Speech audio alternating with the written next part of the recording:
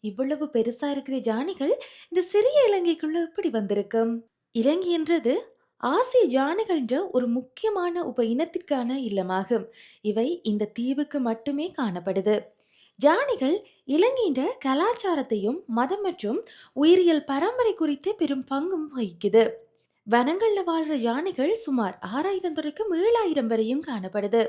முக்கியமா ஜால, உடுவலவ, மின்னேரியா மற்றும் கவுடுல்ல போன்ற தேசிய பூங்காக்களையும் காணப்படுது.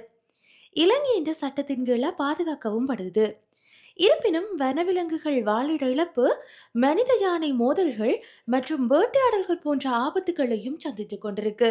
யானைகள் பௌத்தமும் இந்து மதத்திலும் மிகுந்த மரியாதையையும் பெற்றுக்கொள்கின்றன. கண்ணீன எசல பெருகிறா எனப்படும் விழால அழகாக அலங்கரிக்கப்பட்ட யானைகள் பங்கேற்றுக் கொண்டிருக்குது.